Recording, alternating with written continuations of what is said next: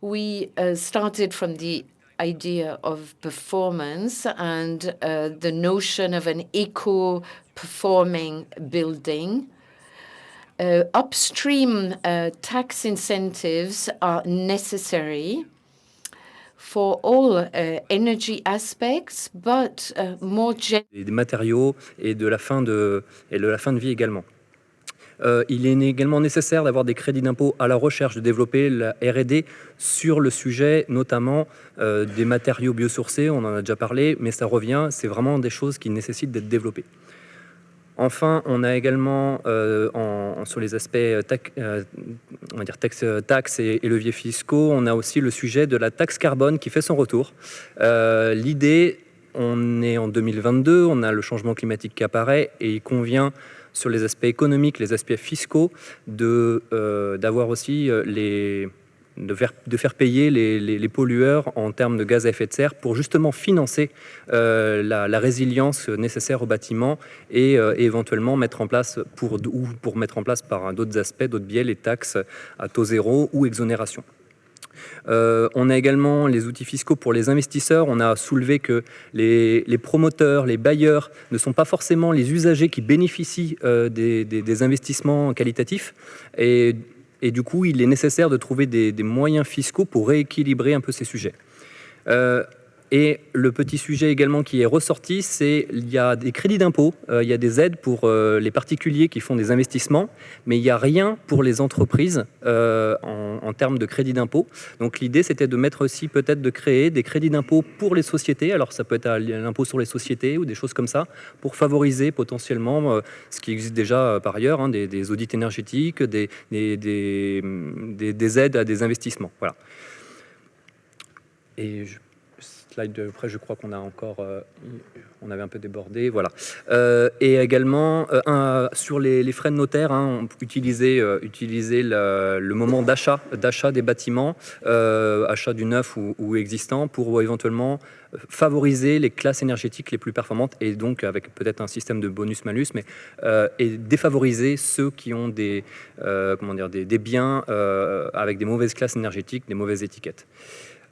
Et dernière idée, on a les aides pour favoriser les travaux verts, tout ce qui est conception, isolation et également on revient sur le sujet des matériaux et du recyclage des fins de vie. Encore une fois, tous les matériaux qu'on importe sur nos îles finissent en déchets, donc c'est peut-être bien d'anticiper sur la réutilisation en fin de vie. Voilà sur cette partie. Donc l'idée numéro 1 qui est ressortie, ce serait d'adapter et d'améliorer le règlement d'aménagement et d'urbanisme. Le code de l'urbanisme a été révisé, mais on s'est dit que peut-être la notion de construction bioclimatique ou habitat résilient pouvait être intégrée dans le code de l'urbanisme. Cet aspect réglementaire, il ne se porte pas que sur l'aménagement et l'urbanisme, mais aussi sur les codes de l'environnement et à une échelle un peu plus macro au niveau des communes via les plans d'urbanisme directeurs, où il y a un travail aussi à faire dessus. Pourrait être mis en place aussi une réglementation sur tout ce qui est les éclairages publics, avec une meilleure utilisation et harmonisation des éclairages publics, voire à renforcer aussi les règlements sur tout ce qui est mobilité et énergie. La deuxième idée qui est ressortie, c'est les normes sur les matériaux via leur durée de vie, la qualité, via notamment le RNC, etc., les pourcentages, avec à minima dans les constructions ou les travaux, et éventuellement développer les filières d'écomatériaux. L'autre point qui nous est paru très important, c'est la sensibilisation. Ça a été dit sur les ateliers précédents, via, entre autres, les points info-énergie, les MOOC, tout ce qui est SMS ou information plus informelle. L'idée numéro 4, ça serait éventuellement de rendre obligatoire les étiquettes énergétiques sur les logements, qui pourraient être mis aussi en lien avec les leviers fiscaux ou autres, donc DPE, et l'interdiction de l'import d'équipements énergivores.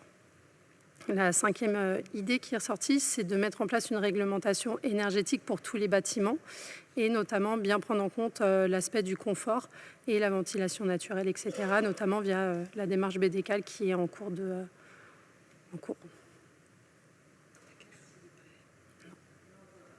Il y en a encore.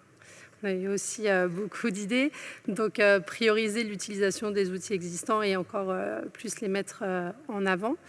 Après, il y a des redites, donc notamment sur la meilleure accessibilité sur les modes doux. Outre l'habitat, c'est le mode de vie qui doit être aussi travailler et évoluer aussi. La tarification aussi la tarification énergétique pourrait être revue, voire éventuellement aussi les éco-conditions pour les aides directes à l'énergie via l'incitation aux énergies vertes.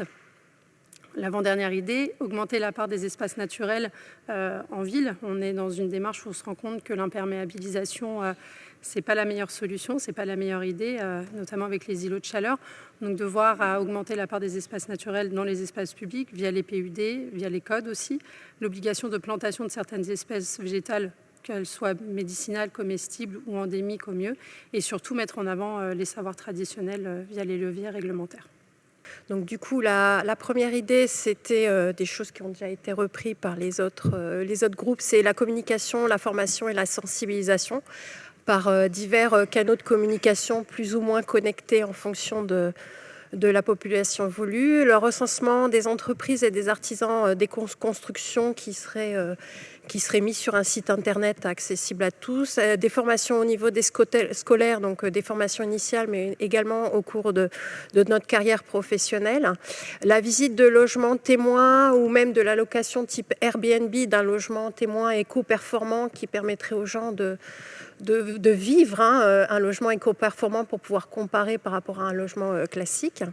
Donc ça, c'était l'idée numéro 1. L'idée numéro 2, c'était de promouvoir des financements avantageux avec des prêts, par exemple, à taux zéro ou alors des prêts bancaires réduits, le mécénat ou le sponsoring par des entreprises, l'incitation à la réhabilitation pour justement transformer un logement classique en un logement éco-performant, rénover pour les plus petits budgets, vraiment la sobriété énergétique. On a eu l'idée également, par exemple, d'avoir des avantages avec des chèques énergie pour rendre les logements et de faire un label bas carbone ou éco-carbone, le terme à choisir.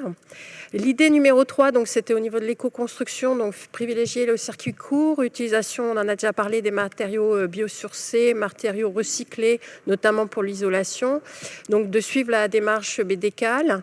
Il y a aussi proposition de limiter aussi les consommations. On a parlé pas mal des logements, mais on parlait aussi des bâtiments tertiaires, où on pourrait lancer un challenge des collectivités les plus performantes. On a la ville fleurie et on aurait la ville éco-énergie, par exemple.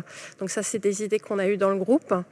Au niveau de l'environnement global, on en a déjà parlé, c'est également de privilégier des aménagements urbains éco-performants, limiter le développement urbain étendu parce que du coup, on sait que ça consomme énormément d'énergie fossile, de développer donc les espaces naturels, les espaces végétalisés.